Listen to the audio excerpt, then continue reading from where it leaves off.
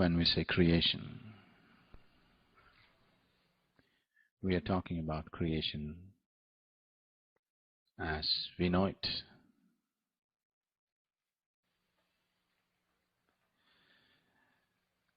When I say we're talking about creation as we know it,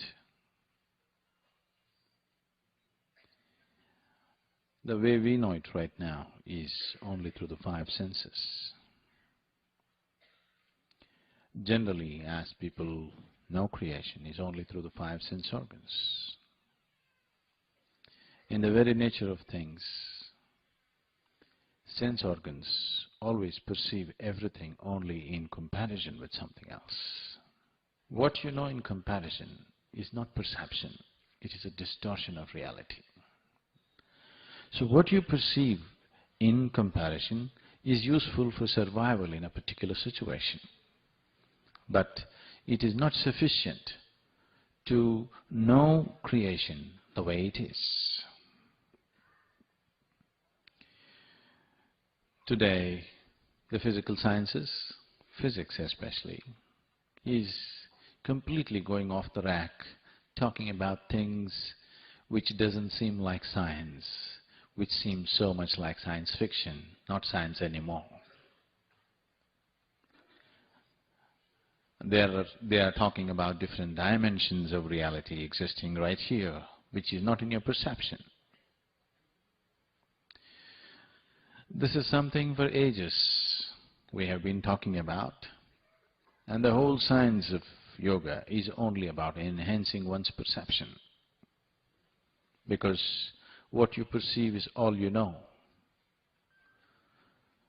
What you perceive is what you know. Rest is just your imagination. Without enhancing one's perception, trying to know the ways of the creation will only lead to all kinds of contradictory theories and confusions. One big manifestation of this is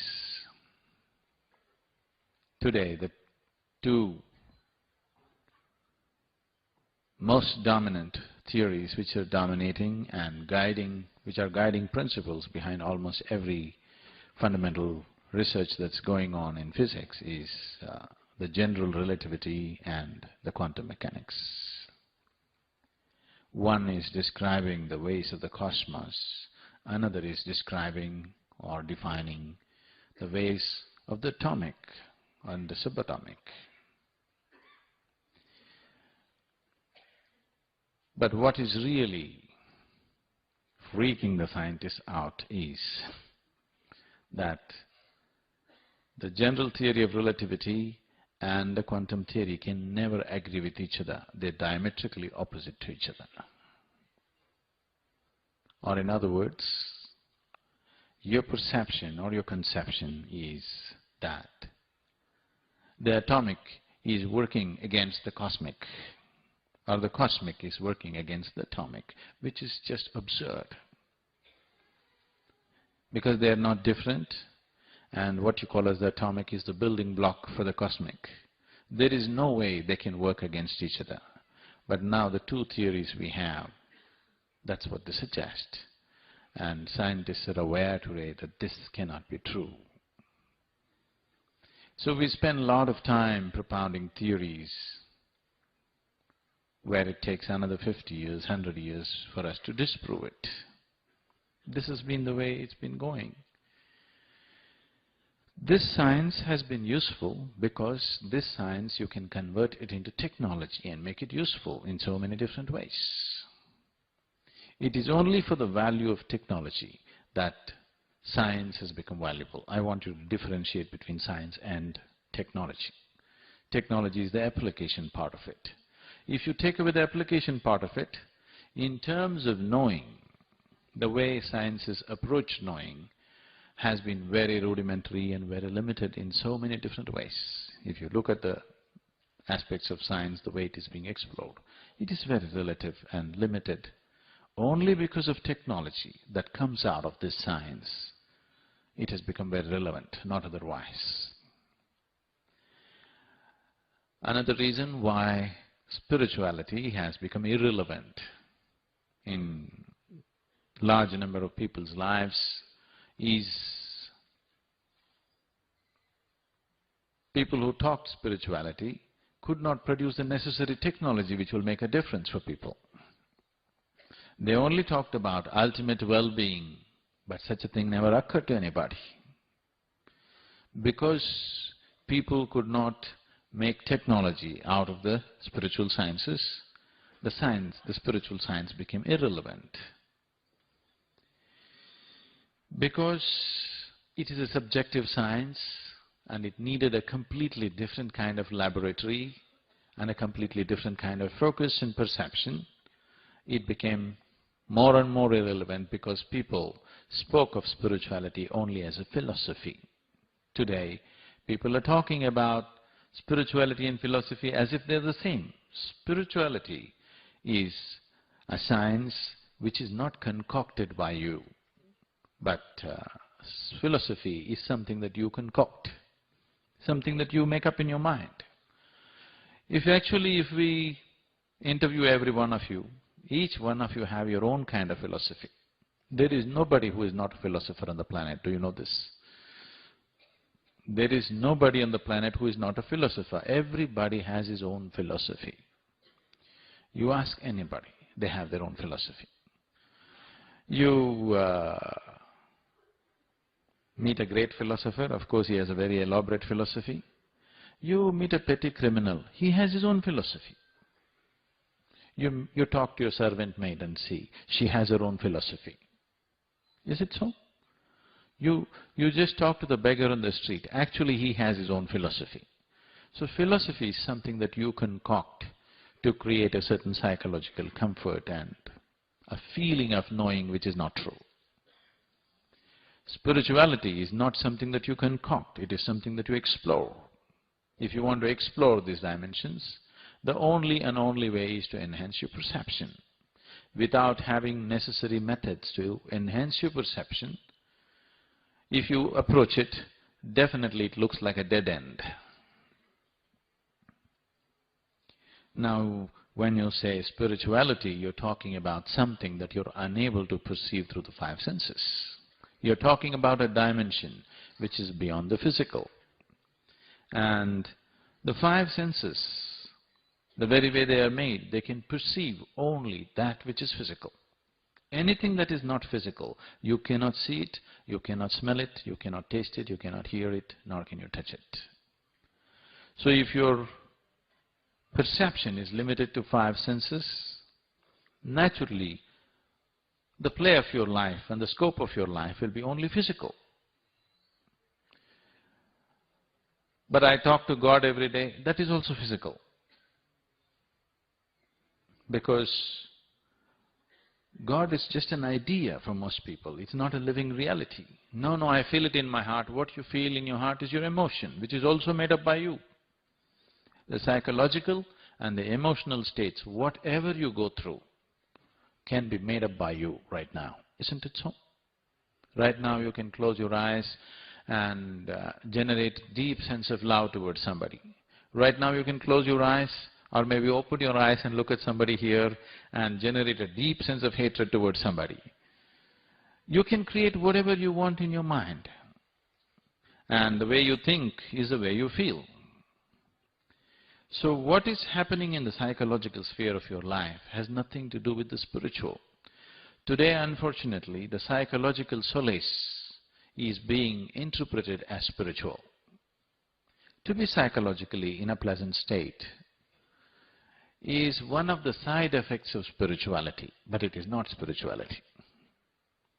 If you are in a certain inner state, to have a pleasant state of mind is very natural, but to have a pleasant state of mind is not spiritual. If you go and watch the sunset in the evening, maybe you will feel wonderful within yourself. If you eat an ice cream, you may feel wonderful. It doesn't matter. You go and watch a cinema, you may feel wonderful. Is this spiritual? No. You are just creating a pleasant psychological state. Psychological status, whether it is coming out in the form of thought or emotion, is fundamentally all yours. You can make anything out of it. What you call as the physical is not all yours. There are many forces playing upon it. What you call as the spiritual is not at all yours. It is you, but it is not yours. But what you call as the psychological is all yours. You can make it whichever way you want. But right now, because people have no even control over their psychological, that has become the biggest problem. When you say spirituality, immediately people will add a rejoinder, peace of mind. Peace of mind is not spirituality. Please just, if you have a pet at home, let's say if you have a dog at home, just go home and see, he sits there quite peacefully. Doesn't he? Do you see the bulls that are standing in Delhi streets? They're standing quite peacefully, aren't they? Stomach is full, they're all peaceful. This is not spirituality. This is just psychological pleasantness which everybody has to have, must have, for which there are ways to have. But when you talk about spirituality as a science, you're not talking about just psychological pleasantness. So what is a spiritual process? To give it a very technical kind of definition,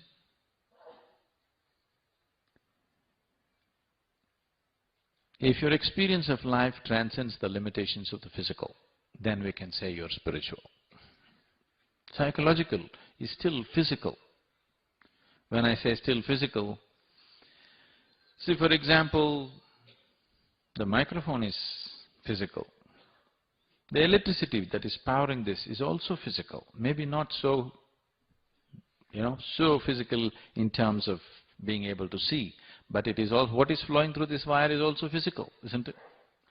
And what is coming out of the speakers in the form of sound waves is also physical, isn't it so? Yes? Isn't it coming and hammering on your eardrums? So, what you call as thought is physical, what you call as emotion is physical. So the psychological is also belongs to the physical realm, but on a subtler space.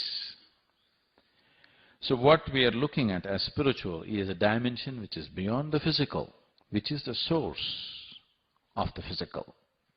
Now, the whole idea of creator has entered human mind only because of our contact with the creation.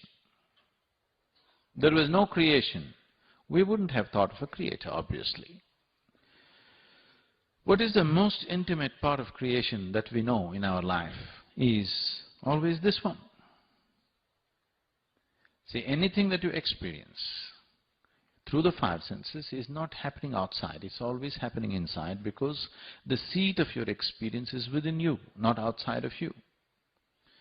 Right now you're looking at me, it makes you believe that I am here, but that's not true. Right now, as far as your experience is concerned, these lights are falling upon my body, reflecting, going into your lenses here and projecting an inverted image. You know all the story. So actually you're seeing me not here, but in your mind. You're hearing me also in your mind, not here, isn't it? Not where I speak, but where you perceive it within you. Every experience is within you because the seat of your experience is within you.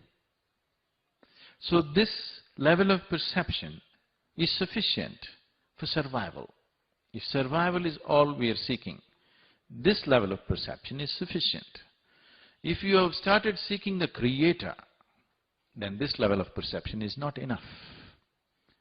If you want to play in the creation, five senses are more than enough, you can live well. But now your life is not about living well, you want to know the very source of life. Now five senses are not sufficient perception, you need a different dimension of perception. Now this is the most intimate part of creation for you, because this is all you experience. Everything that you experience is only within this. If we have to look at it in terms of how this one has been happening to you. From the day you were born to this day, when you were born you were only this much, now you become this much. This did not happen with any external help.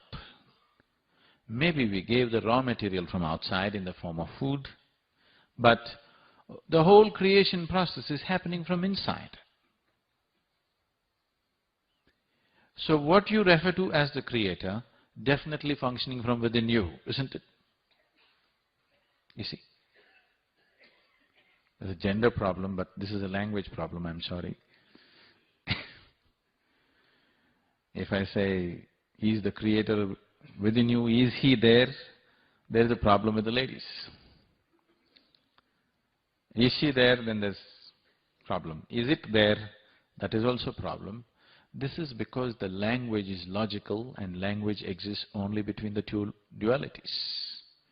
Now with this, you can't play spirituality because that which you call as spiritual is beyond that comparison.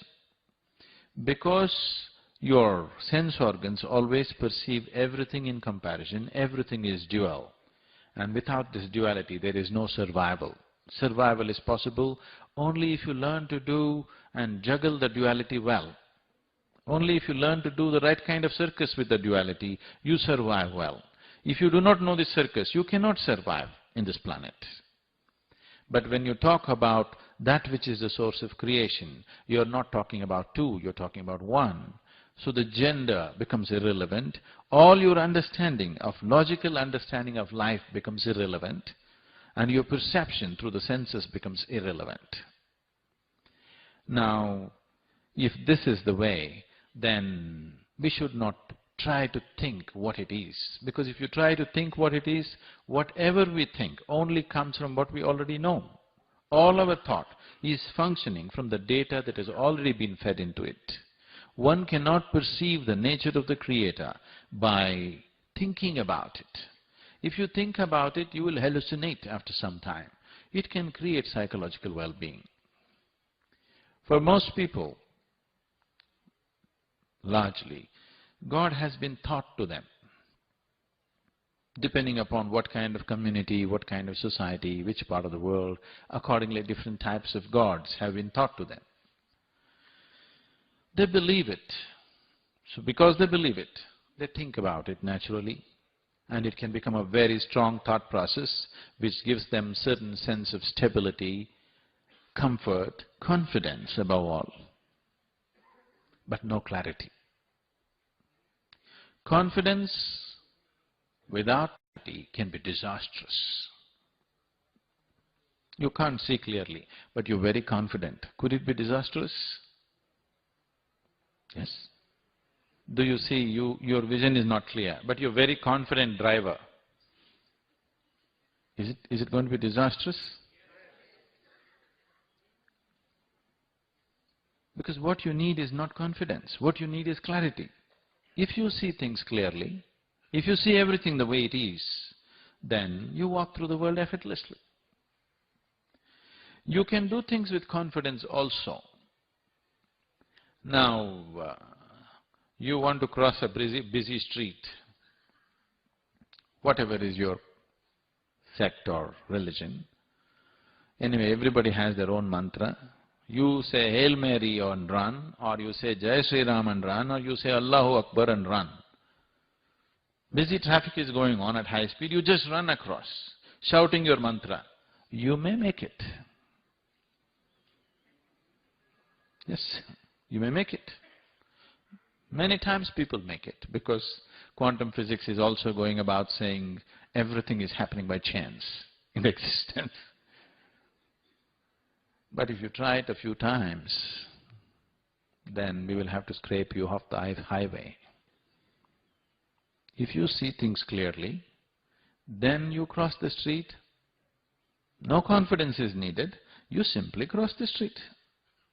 If you see everything clearly the way it is. So the same thing, if you want to cross the street from the physical to the spiritual, what is needed is not belief. What is needed is not confidence. What is needed is not imagination. What is needed is clarity. how to bring about this clarity is the only question. Instead of striving for clarity, people are always striving for confidence. God is holding my hand. You feel confident. It makes you very confident. And this confidence has destroyed the world in so many ways. So many ways. If you do something stupid today in your life, tonight your intelligence will bother you. Why did I do this? But if you believe in something 100% and you believe you're doing God's work or whatever, then you are utter confidence. Whatever nonsense you do, you have no regret at all. You can go on doing it with total confidence because God is endorsing your stupidity. So where is the need to hesitate about anything? No hesitation. But if you do something stupid by yourself, it definitely bothers you, isn't it? And that's the function of the intellect, that it has to bother you. If you do something foolish, your intelligence has to poke you and bother you every day. Then only it evolves, isn't it?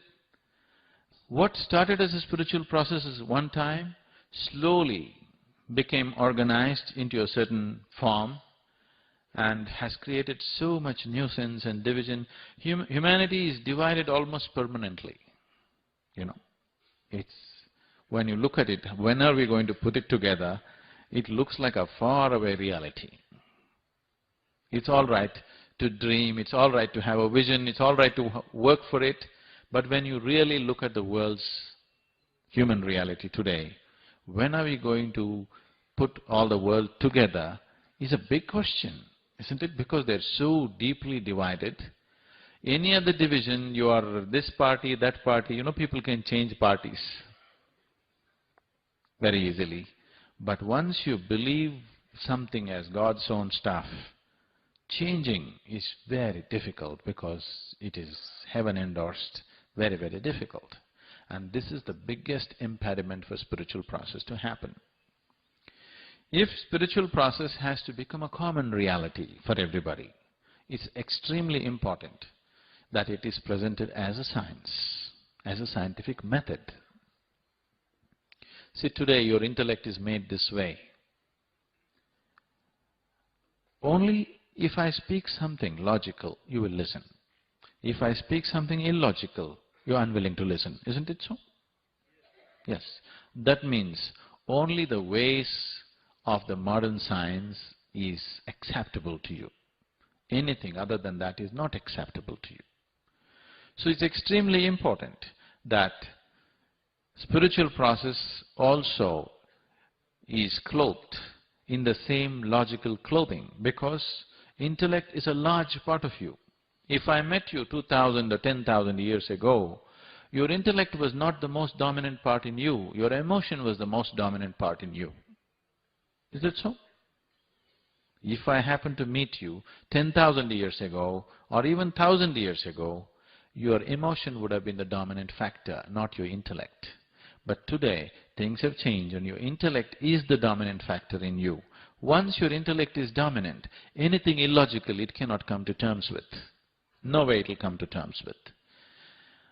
At the same time, the greatest intellects on the planet who have become great scientists, now they are taking you to an absolutely illogical spot. Absolutely illogical spot. What is coming out as a combination of this general theory of relativity and quantum theory, and which is, people are trying to propound it as a string theory, is pure science fiction, or it is like, I don't know if you watch those old movies, what are those, Maya Jal and what are those? What is that, N.T. Ramarao movies are coming, where people will appear here, disappear there, come here, go there, the same man is in 10 different forms he takes on, all these things. Scientists are beginning to talk like these movies now, because they don't have perception for this, but their mathematical calculations is giving them a feeler of what is to be expected. So spiritual process is a way of exploring the interiority, exploring that dimension which is the source of the physical. There is a whole science and technology for this. The reason why it has become ridiculous in many ways is, one thing is because we did not, or over a period of time, the necessary institutions did not survive. The necessary investment in terms of time, money, intellect, resources, people did not happen in that direction. So all kinds of people, anybody who reads the second chapter of Bhagavad Gita becomes spiritual today.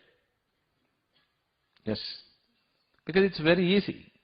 Now you can talk things that nobody can, a kind of logic which is unbeatable, a kind of logic which is totally unbeatable, but nothing spiritual about you learning a book. Maybe the person who spoke the book is talking about something else, but you reading the book and knowing it logically, there is nothing spiritual about it. If you intellectually incline yourself, you're paving the way, that's all. The road is not the destination, isn't it? You read the Gita, you got inspired by Krishna's words. Now, maybe you're inclined, but you're not spiritual. I want you to understand the distinction. Spirituality means a dimension beyond the physical has become a living reality for you. For you, the Creator is not somebody who is sitting up there. Creator is not somebody that you look up to. Creator is not somebody that you pray to. Creator is not somebody that you dream of or imagine. It is a living reality, like your breath and your body. The source of creation also functions within you every moment of your life. If this happens, then we say you're spiritual. Otherwise, we say you are on the path. Now, if you want to go to a dimension which is beyond the physical, through a physical means, it is not going to happen. You need a perception which is beyond the physical. Only then you approach the dimension which you refer to as spiritual. The reason why this has not happened the way it should have happened, especially in this country, which has such a large body of spiritual work behind it. When Mark Twain, you know Mark Twain? When Mark Twain visited India for over 3 months, he had a good guide who took him around to the right places. And when he was leaving, he said, anything that can ever be done, either by man or God, has been done in this land. This is probably one of the best compliments India has ever received. And it is so. You might have lived in India without knowing the real heartbeat of India, because in every possible way that you can explore the inner dimension, it's been done. Nowhere else on the planet has ever such a thing has happened. The volume of spiritual work that has happened in this land. In spite of that, why is it not alive in a real sense, being alive in everybody's life? Is simply because we did not, or those institutions which transmitted this kind of knowledge did not withstand the rigors of time and history, and it crumbled. And later on, for whatever reasons, we did not invest the necessary investment to make these things happen. Especially today, because people are talking in terms of, everything is fast food and fast whatever. Without investing the necessary time or effort, people want to do things. Because of this, spiritual sciences are becoming more and more ridiculous. On the street side, without any commitment, people want to do spirituality. Because of this, because it became a commercial force by itself, because it became a product that could be sold and bought, it became loose. Because a subjective dimension cannot be approached without the necessary focus. In the sense, see, for example, can somebody tell me what's the greatest movie that you ever saw in your life? A cinema. Okay. Okay. Do anke bara hath, whatever. So it had why you are saying it's the greatest movie is, it had a big impact on you. So you went into the cinema theater, you sat in that dark house, breathing everybody else's exhalation, breathing in everybody's exhalation, sat there glued to the screen. Instead of this kind of arrangement, instead of this kind of very focused arrangement where everything else was cut off, dark room means everything else is cut off. Your whole attention is right there on the screen. Instead of this, let us say you're driving on the street, every advertisement hoarding that you see turns into your video screen and everywhere it's playing. You are driving, once in a way you watch Do Anke or Barahat, and you saw the movie like this. Would it have the same impact on you? Even a simple cinema needs a focused approach, otherwise you will miss the whole point, isn't it so? It's just two-dimensional. Cinema is just two-dimensional, and that needs total attention, otherwise you'll miss the whole import of what it is. When this is so, when you talk about spiritual, out of which every dimension in the existence has come out of, you need absolute focus. And right now the necessary dedication to create this focus and dedication is what is missing. Because of this, spiritual sciences are becoming a ridiculous process where scientists are just dismissing it as nonsense. But slowly it is getting its foothold here and there. Somebody was mentioning 3 different fora. One is a World Economic Forum. For the first time, such a thing was unthinkable just 2-3 years ago. For the first time this year, they have a session called Spirituality and Science. This was just unheard of. World Economic Forum is supposed to be totally of a different scale and no question of spirituality there, but for the first time science and spirituality segment has come up there also. Because scientists are they're facing a wall, they're not able to look beyond that. They need some help somehow. How to go beyond this? Because the physical stops at a certain point. How to explore beyond that? Because if you do not explore that, everything that you have explored in the physical seems all contradictory and mixed up. Now, exploring spirituality, what it means. See, if you just move your hand like this, you can feel the air, which normally you did not feel, isn't it? Right now you're sitting here, this place there is air, but you can't feel it. Though you're breathing it, you still can't feel it, but if you just move it, you can feel it. Suddenly, little movement that you created with your hand, you are able to feel something that you could not. You are perceiving something that you normally do not. So similarly, that which is the source of this creation, if you want to feel it, you have to create a little moment inside. Without that little moment, you will not feel it. You have to create a certain dimension of intensity inside. All yogic sadhana is only towards this. Yoga is not about giving you therapy. It is not about your backache or headache or asthma or whatever.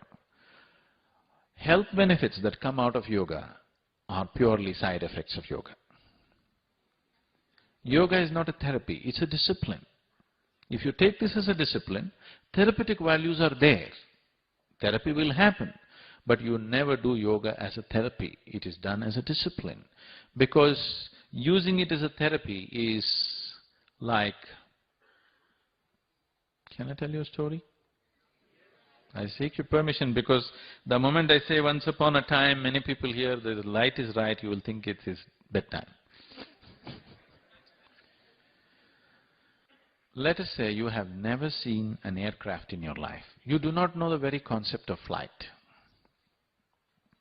And one day, today morning, you came out of your house, there's a huge airplane parked in front of your house. What is the first thing? Any unknown object means fear, suspicion. Which is how, which is how everybody approaches me. First fear, then suspicion. I have to work through all that before they see what it is. An airplane also faces the same thing because it's a new dimension. First fear, then suspicion. But then the braver lot of you go and by chance you opened the door and went inside. There you saw rows and rows of seats. So immediately your mind says, oh, this is a bus. The best bus we have ever seen, really wonderful. And then one of you got the engine roaring. Now you want to drive it. But these two ugly things, they're going to hit your buildings, lampposts and everything. You don't like it. So you thought this is a wonderful bus with these two ugly appendages, so you decided to do a surgery and you chopped off these two wings and started driving this bus. You're very happy. You got a great bus. You're really happy. But somebody who knows what it means to fly, if he sees you driving an aircraft with chopped off wings, he will cry. So, that which can be a ladder to the divine, if you use it just to cure your backache, I'll feel like crying. But I am not belittling your backache. When you have backache, that is the biggest thing. Who cares about the divine when you have a backache? Even if God appears, you will only ask, backache should go, isn't it? Isn't it so? Body has that kind of power over you. Once your body is in pain or in some kind of distress, who is interested in God, heaven, enlightenment, nonsense? The only thing that matters is, right now, this problem should go because body has such a power over you. Once it begins to hurt, once it begins to cause some suffering to you, it dominates everything. So, spiritual sciences being used as therapy, no. Spiritual sciences should be propagated as a discipline. Therapy will happen. If you are well tuned within yourself, everything will function well in the system. That is a natural happening.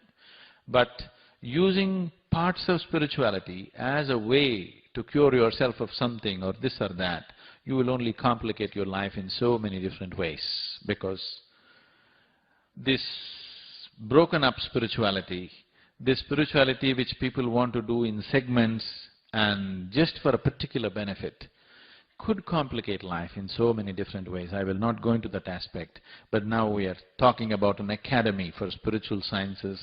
It's extremely important that it is propagated in its holistic and subjective way, without the necessary subjectivity. Just the physicality of yoga, as it's generally happening in the West, is like a stillbirth. It's better not to get pregnant than to have stillbirth, isn't it? If health is all that people are seeking, I would say instead of doing yoga, just go play tennis, climb a mountain, take a walk, swim, it'll do better. I'm not saying yoga will not give you health, definitely it will. But I'm saying this is a ladder to the divine. It is a way of climbing up to the highest possibility within yourself. It is a way of approaching the Creator through the creation. Thank you very much. Sir, you have mentioned that yoga accentuates your perceptions, and through yoga you reach the Creator. That means those who do not learn or practice yoga cannot reach the Creator? Is that so? No, because there is nobody who is not practicing yoga. Everybody is practicing yoga haphazardly. When we say the word, when we use the word yoga, we are not talking about a particular practice. There is nothing in the existence which is not yoga. The word yoga means everything has become one. The word yoga means union. So it's a grand unification of the existence. When we say yoga, we are talking about a level of perception where you have seen everything as one. So, you're sitting here, this is a kind of yoga. Just being able to sit in one place is a kind of yoga, and that's what most of the yogis did, isn't it? Just sit in one place. You're breathing, this is another kind of yoga. But are you doing yoga systematically, or are you doing it haphazardly? That's the only question. But you're doing some yoga, isn't it? Your heart is beating, it is a kind of yoga. But is it happening in the best possible way? That's the only question, isn't it? So, if I do not do yoga, does it mean to say I have no possibility? No. Because yoga does not mean twisting your body or tying yourself up into knot, holding your breath or something like this. See, what you call as myself right now is only 4 fundamental realities: your body, your mind, your emotion, and the energies which make these things happen. So for these 4 fundamental aspects, we have 4 basic yogas. This is known as Jnana Yoga, Bhakti Yoga, Karma Yoga and Kriya Yoga. Jnana means yoga of intelligence. Bhakti means yoga of emotion or devotion. Karma means yoga of action. Kriya means yoga of transforming your energies. Is there anybody here who is not doing these yogas? All of you are doing it. To what extent is the only question, isn't it? So, now we are talking about approaching these 4 activities which you are anyway performing with better understanding, in a more systematic way, so that it yields the necessary result. So can there be realization without yoga?